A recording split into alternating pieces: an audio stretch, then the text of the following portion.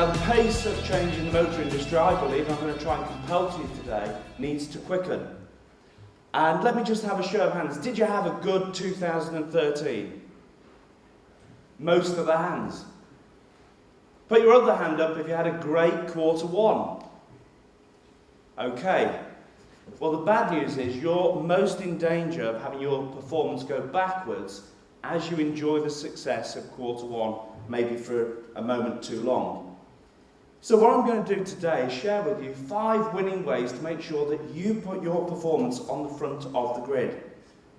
And let me just remind you that in 2013, almost every after-sales KPI went backwards, or at the very best stagnated.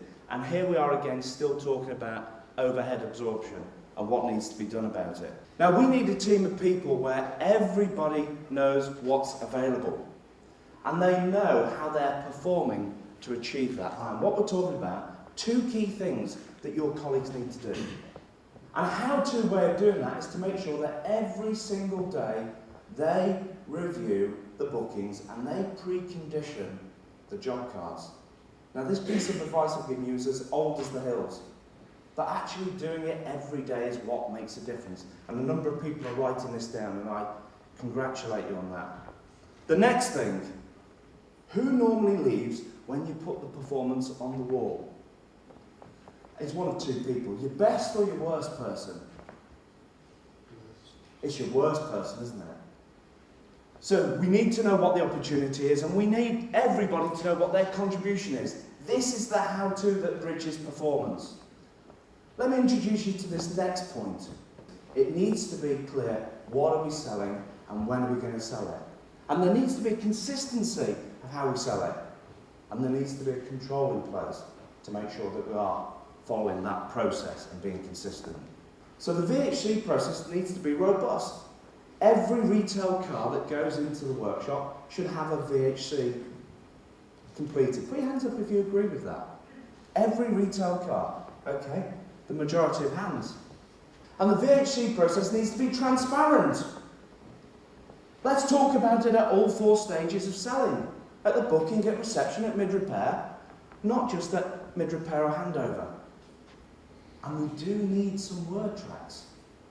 Now that sort of makes some people's toes curl, but if we're going to be consistent in what's being sold when, surely we need some word tracks. And I'm not saying script highly competent, experienced people to the point that they lose all their personality. I'm definitely not saying that, but I am saying they have to be consistent. If we've got a VHC process, if we've got transparency, if we've got a word track, what we actually need to make sure is that the person that's controlling all of that is in the sales arena at the busy times. That service sales manager, service director needs to be there making sure that it's being done. They need to be visible, they need to be observing and coaching their colleagues, and yeah, sure, in the busy environments they need to be serving some customers too. But they're there on the bridge to make sure that things are happening properly. It then makes it easier for those service sales managers to actually re-solicit the customer if they say no to red work. And red work normally means if you don't have it done now, you're going to incur more cost, or it's dangerous. So we've got to make sure that customers, before they leave the dealership, we at least attempt to explain to them again the impact of not having this work done. Appointing for unsold work seems to make sense. So many of us would actually pay to get a good quality prospect list. Well, there it is. These people have bought from you, you know exactly what their car is, and it tells you exactly what to be presenting to them next time. What we're talking about here with value drivers and performance coaching, and 1 or 2 people, even in this dark light, I noticed they actually rolled their eyes when I used the term value drivers. Don't get mistaken with anything sort of fluffy here. This we're talking about here is having a focus on what you have to do in that role as call centre operative, advisor, manager, whatever. What you've got to do to really add value to your role. The 5 things they should be pursuing to get the outputs that we need. Write that down. Go and test your colleagues. And it applies just the same in car sales as service sales. Get people of the same role and ask them to write on a post-it note the 5 input things they should be pursuing to give the results that you need as an output. This presentation is more about dealing with the things that we know we should already be doing. And please ditch the desk. Just try and manage that admin in a way. One or two right smiles I can see from here. Manage that admin in such a way that it allows you to step behind the desk and go see. As the Japanese say, Genchi Genbutsu, tell me, show me. There is such a lot to be learned when you go beyond the reports and you take a look, and it really gives you the opportunity to catch somebody doing something right. It's a great opportunity to motivate people too. It's about coaching daily, adding value every time you see an opportunity to improve. And as the book says, don't store it up for a holiday. That's an opportunity to give some feedback and encouragement and share your experience. Any parts managers in the room? Anybody with a parts responsibility? Put your hands up, please. Okay, one or two parts. Are you okay with this light? It's not too bright for you, is it? Compared to the parts department? Okay, let me ask you. Do you think they pre-picked the parts? They did, didn't they? Quite spooky. 4 tyres and all the right people in the right place at the right time. I think they've been coached. I think they've practiced. What we're talking about here is having some sort of formal strategy for growing your people. And we're talking about investing time into that biggest cost that walks into your business on 2 legs every day.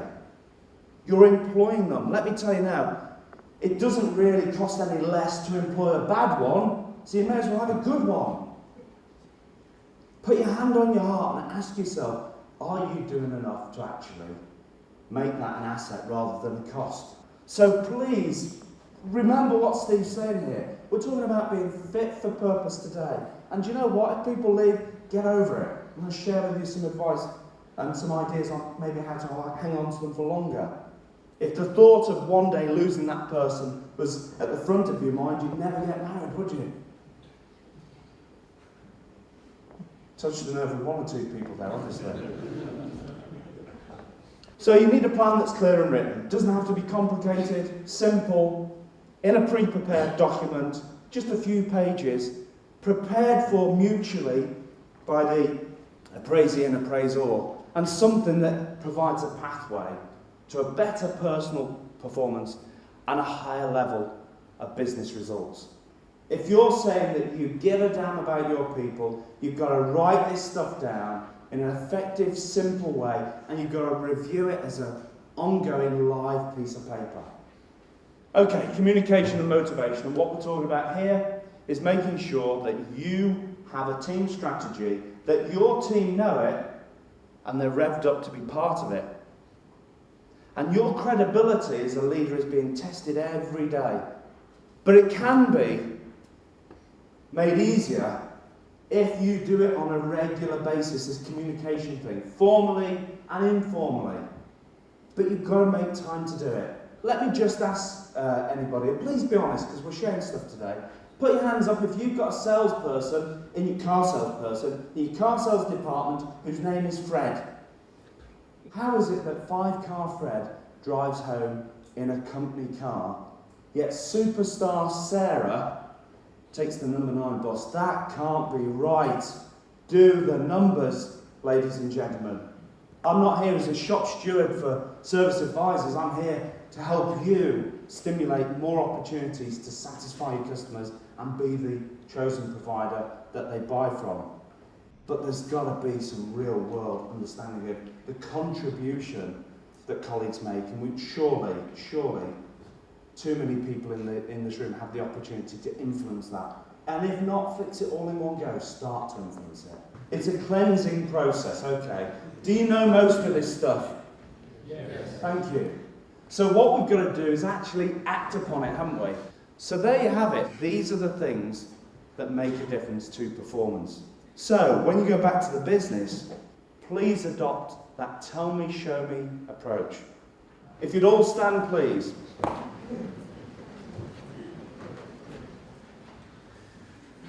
You have elected to take a day out of your life to work on your business rather than in it. Today you've been getting ideas from presenters throughout the day on ways of not just surviving but thriving. So please, Everybody, give yourselves a round of applause.